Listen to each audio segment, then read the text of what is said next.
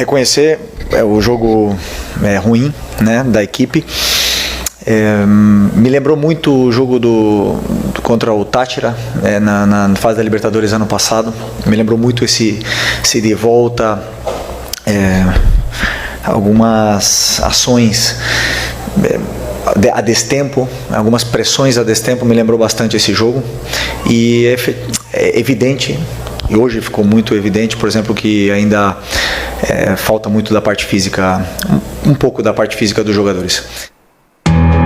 Vene Casagrande, o que aconteceu, o que está acontecendo com o Flamengo? Vamos começar, daqui a pouco a gente responde essa pergunta. A primeira é: o que você achou do jogo de ontem? Um jogo em que o Flamengo empata com o Internacional no Maracanã, com um elenco muito superior ao do Internacional. Eu acho que o Flamengo entrou no jogo como favorito, né? O Flamengo era favorito para vencer esse jogo, sobretudo no Maracanã. O que você achou dessa partida aí pelo lado do Flamengo, Vene Casagrande? Fernandinha, boa tarde, Tartar. Eu particularmente não gostei da atuação do Flamengo. Eu não estou vendo nenhuma evolução dos jogos anteriores, e pelo que eu vi, pela apresentação do Flamengo diante do Internacional, inclusive acho até que se tivesse para ser um vencedor no duelo, teria que ser o Internacional. Nem o empate, na minha concepção, foi um resultado extremamente justo, porque o Internacional a todo momento, quando estava com 1-0 no placar, estava muito mais próximo de fazer o segundo, ao Flamengo chegar ao empate. Inclusive, o empate só foi feito por conta de uma bobeira do Bernabé, que é o lateral direito do Internacional, que cometeu um pênalti extremamente juvenil. Então, o Flamengo não chegou ao empate por mérito dele. Óbvio, teve o mérito da cobrança de pênalti do Arrascaeta, mas foi porque foi algo dado ao Flamengo. Durante os 90 minutos, a gente pôde ver um Flamengo novamente muito abaixo fisicamente, e tecnicamente muitos jogadores também ainda estão em busca da sua melhor forma. Vamos lá, vou citar alguns aqui. Léo Ortiz, o próprio Pulgar, começou muito mal 2026, e o Pulgar é um jogador extremamente importante para a formação tática do Felipe Luiz, porque ele é o jogador que tem mais poder de marcação, e esse poder de marcação o Pulgar não está conseguindo apresentar em 2026. A gente está vendo o Arrascaeta muito mal fisicamente, e quando ele está mal fisicamente, a gente sabe que o uruguaio ele não consegue render da maneira que pode render. Então, assim, tem todo um contexto por conta do planejamento adotado, nós já debatemos isso aqui, mas eu acho que o que justifica muito o péssimo desempenho do Flamengo nesses 4 jogos sem vitória é a questão física, porque o Tartar vai poder dizer melhor do que eu, porque ele já foi jogador. Ele sabe que fisicamente, quando você não está no seu auge, taticamente você também não vai render, porque querendo ou não, você depende do seu físico para conseguir render, e mesmo você tendo um físico bom, você também precisa estar muito bem tecnicamente, e vários jogadores do Flamengo estão mal fisicamente e tecnicamente. Isso acontece com o quê? Taticamente, o time não consegue entregar aquilo que o Felipe Luiz tanto deseja. Na temporada passada, o ponto forte do Flamengo qual foi? O setor defensivo. E o ponto fraco do Flamengo nesse começo de ano está sendo o quê? Setor defensivo. Que a todo momento o Flamengo pode sofrer gol e está sofrendo gol. Tanto é que aconteceu contra o Fluminense, contra o São Paulo, contra o Internacional. E o Flamengo não vai ter jeito, não vai ter tempo para se preparar, porque a pré-temporada já acabou.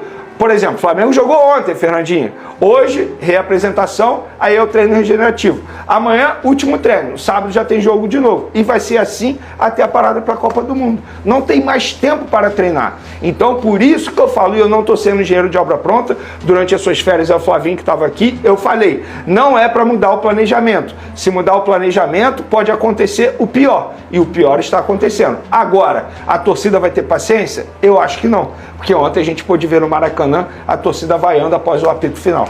E essa mudança de planejamento que o Vene cita é porque o Flamengo tinha feito escolhas de deixar o Fla Kids, né? Sim. E aí tinha um jogo contra o Vasco, perfeito, um clássico, né, daqui do nosso futebol carioca. O Flamengo não estava bem matematicamente no Campeonato Carioca, e aí decidiu antecipar a volta do Flamengo, o Flamengo mesmo, o profissional. E aí todo mundo, nem o próprio Felipe Luiz mostrou que não foi uma escolha Felipe dele. Luiz era contra. Foi contra. Isso foi uma exatamente. Decisão do presidente. E assim, repito, acho que o presidente tem que tomar a decisão final, mas o Felipe Luiz e a comissão técnica, José Boto, eram contra essa mudança de planejamento, para não acontecer justamente o que está acontecendo agora dentro de campo. A grande verdade, Tartá, é porque tá muito incomum esse ano, né? A gente começando o ano em janeiro com o Campeonato Brasileiro, a primeira vez na era dos pontos corridos isso acontecendo. A gente já tem um calendário muito esmagado, vai ter Copa do Mundo no meio do ano, o Flamengo jogou o Mundial, então se arrastou mais, como o Vasco e o Corinthians, que foram para a final da Copa do Brasil. O ano desses times acabaram um pouco depois de todo mundo. E aí você vê uma questão física que fica deixando a desejar. E isso é super natural. A verdade, Tartá, é que não tem terra arrasada. A gente zoa, a gente brinca, porque a gente não vai perder o trem passando, né? Portinha tá aberta, a gente vai entrar. Mas a grande verdade é que não tem terra arrasada, né, ô Tartá? Ou você acha que tem? Não tem. É o início de um trabalho, né? Mais um ano.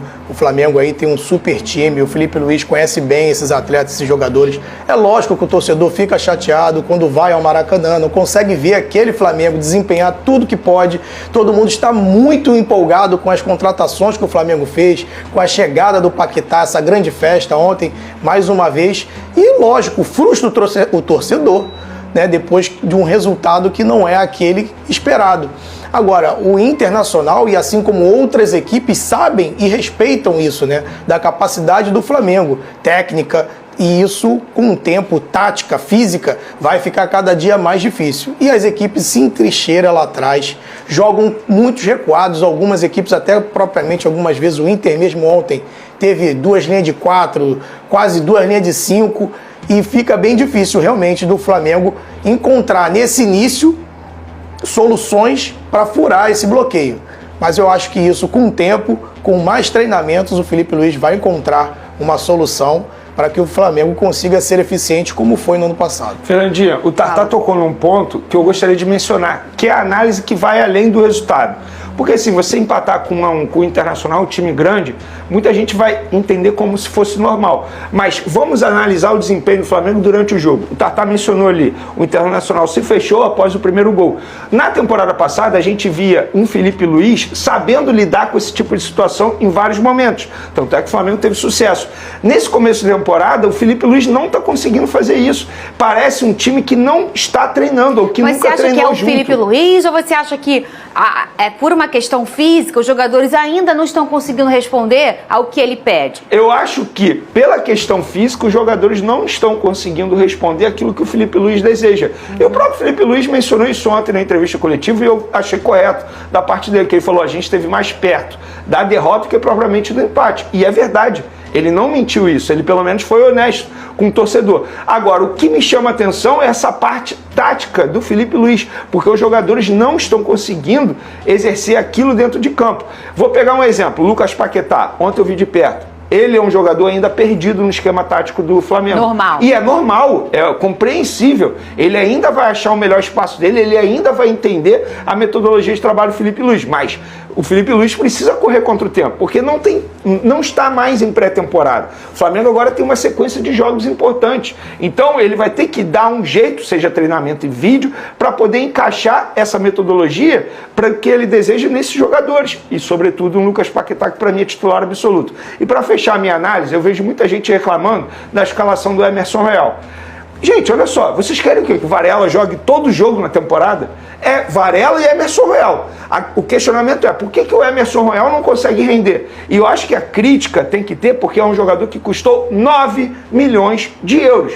Foi um jogador extremamente caro. Então não tem essa de, tem que botar o Varela. Não, em algum momento o Varela vai ter que sentar no banco de reservas e vai ver o Emerson Royal jogar. A questão é, por que o Emerson Royal não está jogando? E tem que ter essa cobrança em cima do jogador. A cobrança não é em cima do Felipe Luiz, que colocou o Emerson Royal. Ele não pode simplesmente botar o Varela em todas as partidas da temporada. O cara é um ser humano, não é um homem de ferro. Então, a exigência tem que ser em cima do atleta e não do Felipe Luiz, que escalou o Emerson Royal, inclusive na minha concepção até de maneira correta, porque a gente está falando de um jogo atrás do outro e tem que ter essa rodagem. Olha só, no gol do Inter, que ficou marcado por Borré, foi marcado pelo Borré, a torcida ficou na bronca com o Léo Ortiz, que mais uma vez não fez uma boa atuação, cometendo erros que normalmente ele não costuma ter. No lance o zagueiro foi de primeira no colombiano, que ameaçou o chute, cortou o camisa 3 e balançou as redes. O que explica aí o Tartar, essa sequência do Léo, eu acho que ele cai nessa caixinha.